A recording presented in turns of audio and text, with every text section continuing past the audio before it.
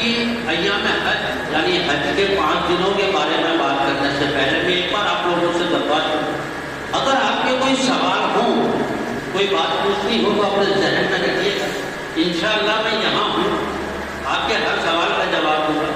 ہوتا یہ ہے کہ کئی بار میں نے دیکھا ہے کہ لوگ بیچ میں بولتے ہیں تو آدمی اپنا سبجیکٹ بھول جاتا ہے کہ میں کس سبجیکٹ پہ بات کر رہا تھا، تو ایک فلو ٹوٹ جاتا ہے۔ اگر آپ کو کوئی سوال پوچھنا ہو اپنے ذہن میں رکھیے، میں پروگرام کے بعد بھی یہاں ہوں، انشاءاللہ شام کو میری ٹرین ہے، میں آپ کے سوالوں کا جواب دے کے ہی کروں۔ تو اب ہم بات کریں گے ایام حج۔ ابھی تھوڑی دیر پہلے میں نے بتایا کہ عمرہ کے 2 فرض اور 2 واجب یعنی 4 کام آپ نے کیے۔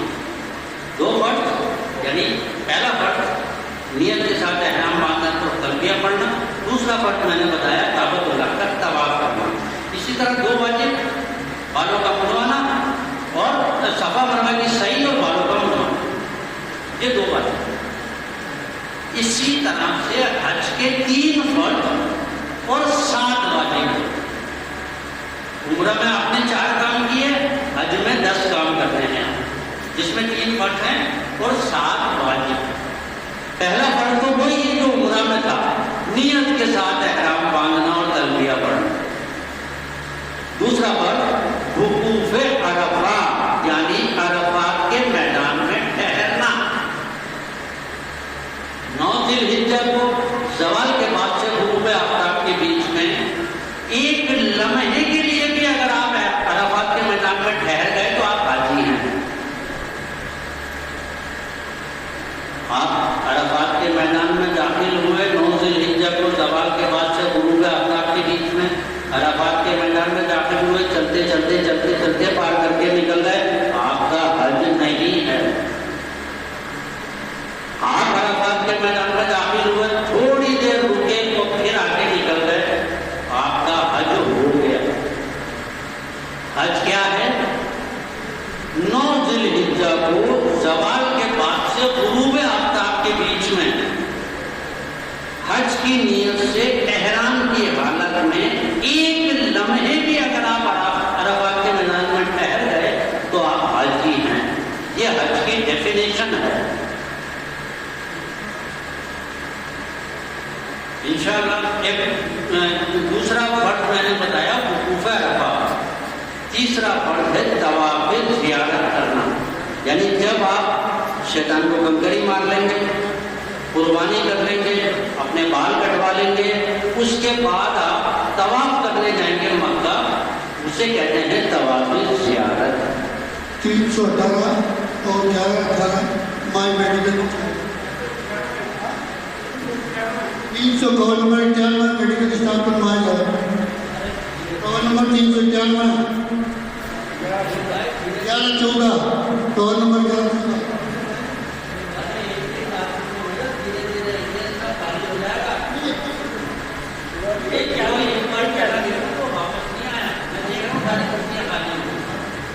یا تو میرے سے جو آج کے صاحبان کا رجسٹریشن کرا چکے ہیں وہ واپس ہال کے اندر آ گئے، یا تو مجھے ایسا لگ رہا ہے کہ مجھ سے بور ہو رہے ہیں،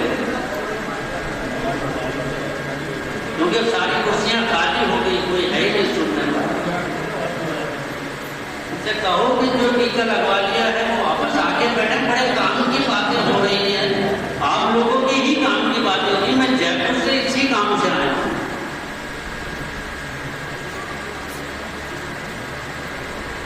تو میں نے عرض کیا کہ پہلا فرض ہے نیت کے ساتھ احرام باندھنا اور تلبیہ پڑھنا، دوسرا فرض ہے وقوف عرفہ یعنی عرفات میں ٹھہرنا، اور تیسرا فرض بتایا طواف زیارت کرنا۔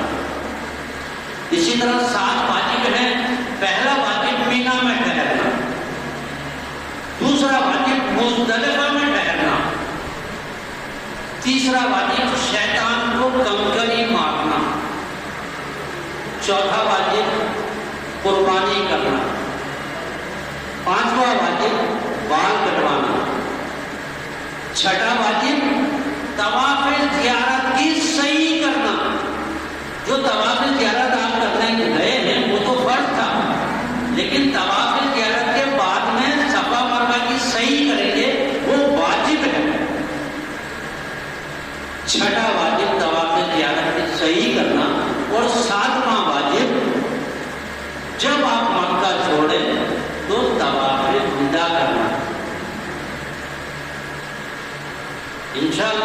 جب آپ مکہ میں ہوں گے، عمرہ کے بعد میں برابر آپ لوگ طواف کر رہے ہیں، کبھی عمرہ کر کے آ گئے، کبھی 2 3 آپ نے طواف کر لیے، خوب عبادت کریں، خوب طواف کریں، خوب عمرے کریں۔ بس یہ دھیان رکھیں کہ جب حج کی تاریخیں نزدیک آئیں، 8 ذی الحجہ جب نزدیک آئے، اس سے قریب 3-4 دن پہلے اپنی طواف اور عمرے تھوڑے کم کر دیں، کیونکہ ایام حج میں، حج کے 5 دن میں آپ کو کافی کام کرنے پڑیں گے۔ اگر آپ بہت زیادہ تھکے ہوئے ہوں گے تو ان کاموں کو کرنے میں اڑچن پیدا ہوگی۔ اپنی انرجی کو بچا کے رکھیں، اپنی باڈی کو ریسٹ دیں، کچھ ریسٹ کرنا ہے۔ انشاءاللہ 8 ذی الحجہ سے 3 یا 4 دن پہلے آپ کی بلڈنگ کے نوٹس بورڈ پر ایک نوٹس لگا دیا جائے گا کہ آپ کی بلڈنگ کب اور کتنے بجے آپ بس آئے گی آپ کی بلڈنگ پہ اور آپ کو لے کے پینا جائے گا۔ ٹائم بتا دیں گے، مقررہ وقت پر احرام وغیرہ باندھ کے، غسل کر کے، احرام باندھ کے، شکرانہ احرام پڑھ کے، تھوڑا بہت سامان آپ کا 5 دن کا ہو اس کو اپنے ساتھ لے کے بلڈنگ کے ریسپشن پر آ جائیں۔ یہاں آپ کو 8 ذی الحجہ کی فجر کے بعد مینا لے جایا جائے گا، لیکن کئی بار ایسا ہوتا ہے کہ اپنے مینجمنٹ کو دیکھتے ہوئے 8 ذی الحجہ کو فجر سے پہلے بھی مینا لے جاتے ہیں۔ یہ کوئی ایسی تشویشناک بات نہیں ہے جس سے آپ پریشان ہو جائیں کہ ہمیں نے یہ بتایا تھا کہ ہمیں فجر کے بعد لے کے جائیں گے، آپ کو پہلے ہی لے کے جا رہے ہیں۔ ایسی کوئی پریشانی کی بات نہیں ہے، انہیں کوآپریٹ کریں۔ اگر وہ آپ کو جلدی لے جا رہے ہیں تو اپنے حساب سے لے کے جا رہے ہیں۔ 8 ذی الحجہ کو فجر کی نماز میں مکہ میں پڑھنے کے بعد آپ کو مینا لے جایا جائے گا۔ مینا میں آج آپ کا کوئی کام نہیں، کچھ نہیں کرنا ہے، آپ کو آپ کے خیمے میں چھوڑ دیا جائے گا۔ وہاں محلے کی طرف سے آپ کو کھانا، ناشتہ، چائے، پانی وغیرہ کا انتظام کیا جائے گا۔ آپ کو تناول کرنا ہے، آپ کا آج کوئی کام نہیں ہے۔ 8 ذی الحجہ آپ کو صرف 4 نمازیں پڑھنی ہے، ظہر، عصر، مغرب اور عشاء۔ 8 ذی الحجہ کی 4 نمازیں، فجر آپ مکہ میں پڑھ کے آئے ہیں، ظہر، عصر، مغرب اور عشاء، یہ 4 نمازیں آپ کو مینا میں پڑھنی ہے۔ اب جب کوئی کام نہیں ہے تو کچھ نہ کچھ تو کریں، تھوڑا بلڈنگ سے باہر نکلیں اور یہ دیکھیں کہ آپ کا کیمپ، آپ کا جو خیمہ ہے وہ کہاں پر واقع ہے، تاکہ کل کو ایسا نہ ہو کہ آپ راستہ بھٹک جائیں۔ یہ چیک کر لیں کہ آپ کا خیمہ کس جگہ پر ہے۔ سعودی ایڈمنسٹریشن نے ہر خیمے کے پاس تھوڑی تھوڑی دوری پر بڑے بڑے پلر لگا رکھے ہیں، کھمبے لگا رکھے ہیں، ہر پلر پر اس کا نمبر لکھا ہوا ہے۔ آپ یہ نوٹ کر لیں کہ آپ کس نمبر کے کھمبے کے پاس میں ہیں، کس نمبر کے پلر کے پاس میں آپ کا خیمہ ہے۔ 61 نمبر کے پلر کے پاس ہے، 74 نمبر کے پلر کے پاس ہے، اپنے ذہن میں بٹھائیں تاکہ آپ کو ڈھونڈنے میں آسانی ہو۔ یہ پلر اتنے اونچے اونچے ہیں کہ کئی کلومیٹر 2-2 کلومیٹر پیچھے سے نظر آ جاتا ہے، وہ اپنے ذہن میں رکھیں۔ ساتھ ہی یہ دیکھ لیں کہ کل 10 ذی الحجہ کو، پرسوں میں جو جمعرات کو آپ کنکر مارنے جائیں گے، اس کا راستہ کہاں سے جاتا ہے، اس راستے کو سمجھ لیں کہ شیطان کو جو کنکر مارنے جائیں گے وہ کس جگہ پر ہے، اس کو اپنے ذہن میں بٹھا لیں۔ انشاءاللہ 8 ذی الحجہ کو ظہر، عصر، مغرب اور عشاء یہ نمازیں آپ مینا میں پڑھیں گے۔ 9 ذی الحجہ کو فجر کی نماز مینا میں پڑھنے کے بعد آپ عرفات کی طرف روانہ ہوں۔ 9 ذی الحجہ کو فجر کی نماز، 8 ذی الحجہ کو آپ نے ظہر، عصر، مغرب، عشاء پڑھی اور 9 ذی الحجہ کی فجر آپ نے مینا میں پڑھی، آپ کی 5 نمازیں پوری ہو۔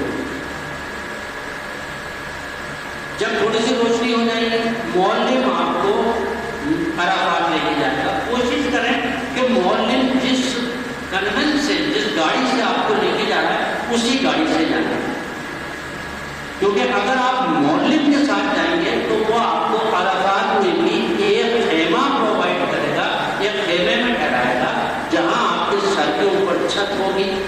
وہاں پینے کے پانی کا بھی انتظام ہے، چائے ناشتے کا بھی انتظام ہے۔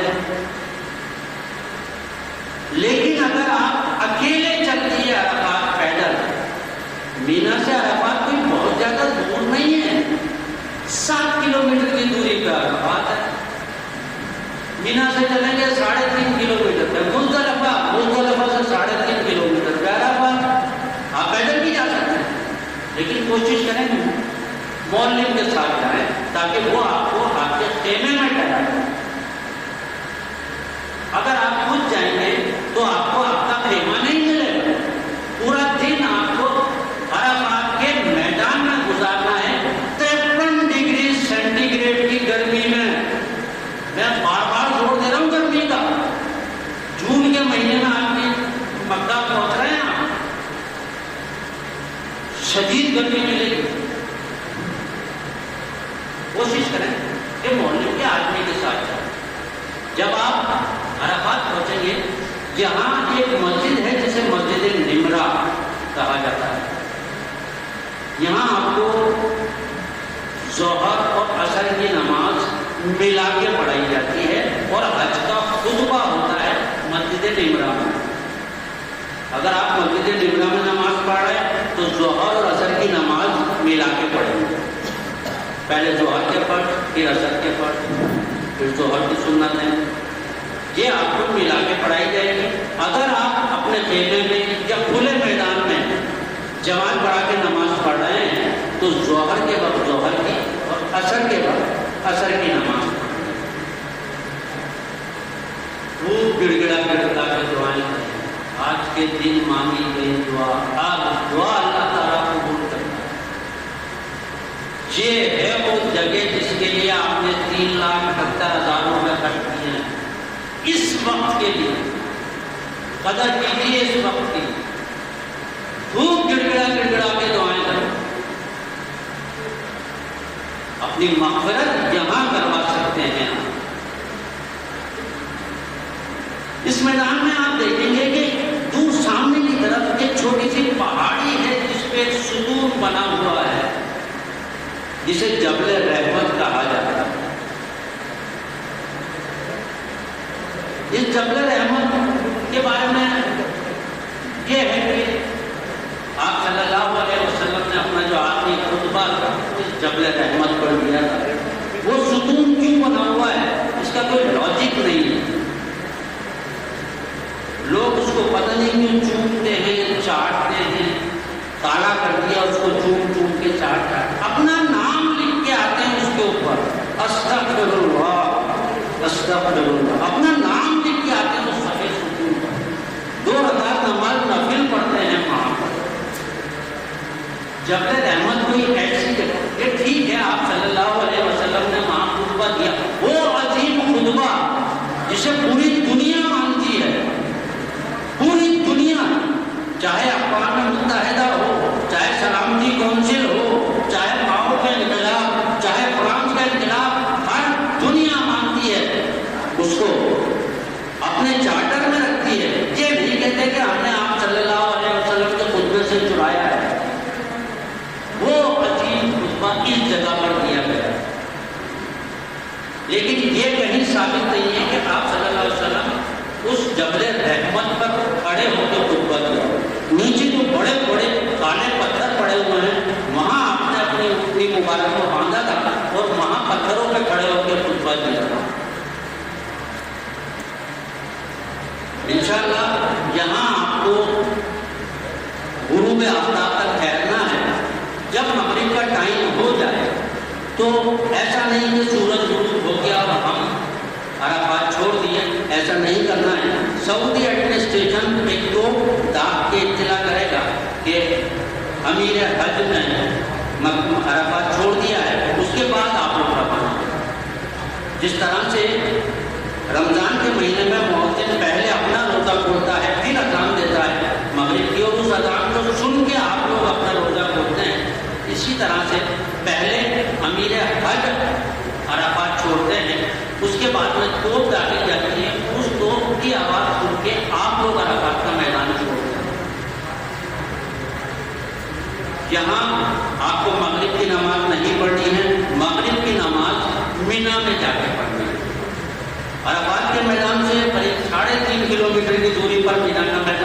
मुज़दलिफ़ा का मैदान है। मुज़दलिफ़ा में गवर्नमेंट ऑफ सऊदी अरब की तरफ से या इंडियन हज मिशन की तरफ से आपको कोई सुविधा नहीं दी जाएगी। यहाँ जमीन पे चादर बिछा के आपको सोना, लेटना, बैठना है। यहाँ पहुँचते ही सबसे पहले मगरिब और इशा की नमाज पढ़ेंगे आप।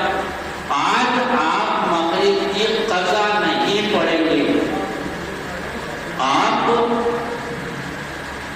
आप चाहे रात को 10 बजे मुज़दलिफ़ा पहुँचे, 12 बजे मुज़दलिफ़ा पहुँचे, रात को 2 बजे मुज़दलिफ़ा पहुँचे, आज आप मगरिब की क़ज़ा नहीं पढ़ेंगे। ये अल्लाह ताला का बहुत बड़ा इनाम है अपने हुज्जाज किराम को। वरना मगरिब का टाइम तो बहुत छोटा होता है, 40 ऊँट निकल गए, बस इतना टाइम, उसके बाद मगरिब क़ज़ा। लेकिन आज के दिन हुज्जाज किराम के लिए अल्लाह ताला ने ये सहूलियत दी है, ये इनाम दिया है कि रात को 12 बजे भी अगर हाजी अपनी नमाज पढ़ेगा मगरिब की, तो वो मगरिब की क़ज़ा नहीं पढ़ेगा, मगरिब पढ़ेगा। यहाँ आपको मगरिब और इशा दोनों एक साथ पढ़नी है मिला के। पहले मगरिब के 3 फर्ज, फिर इशा के 4 फर्ज, फिर मगरिब की सुन्नतें, फिर इशा की सुन्नत। जो टाइम बचता है वो गिड़गिड़ा के दुआएं पढ़ें, नवाफिल पढ़ें, कुछ देर आराम भी कर लें, क्योंकि कल 10 ज़िलहिज्जा को आपको बहुत काम करने हैं। थोड़ा रेस्ट करना है, थोड़ा सो लें। अगर आपकी नींद पूरी नहीं हुई तो दूसरे दिन आपको दिक्कत आएगी 10 ज़िलहिज्जा को काम करने में। आपके फराइज़, आपके वाजिबात छूट सकते हैं।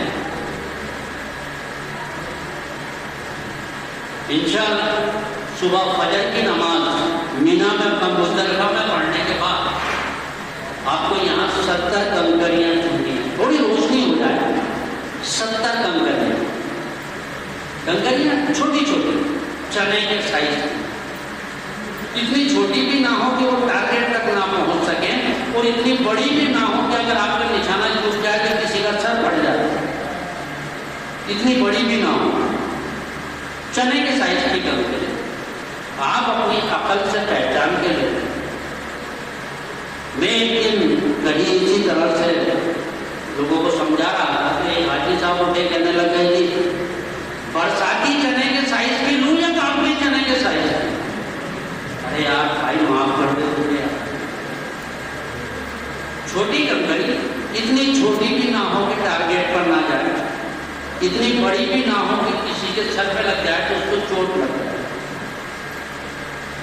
ये 70 कंकरियां आपको चुननी है और उसके बाद मुज़दलिफ़ा से मीना की तरफ रवाना होना। आज 10 ज़िलहिज्जा लग चुकी है। इस पूरे मजमे में कई हुज्जाज किराम ऐसे होंगे जो बड़ी जर्जर अवस्था में होंगे, बड़े बुजुर्ग, उनसे चला भी नहीं जा रहा होगा, सांस भी फूल रही होगी, जगह जगह रुक रुक के चल रहे हैं पूरे हज के दौरान। ठहर जाइए, कहीं भी रुक जाइए, फिर आगे चलती है। लेकिन मेरी एक हाथ जोड़ के गुजारिश है आप लोगों से कि मुज़दलिफ़ा से मीना लौटते वक्त आपको कहीं क़याम नहीं करना है, कहीं नहीं ठहरना है। मुज़दलिफ़ा से मीना लौटते वक्त आपको कहीं नहीं ठहरना है। उसकी वजह यह है कि हर रास्ते में एक जगह पड़ेगी जिसे कहा जाता है वादी महशर। ये वो जगह है जहाँ अबराहा की फौज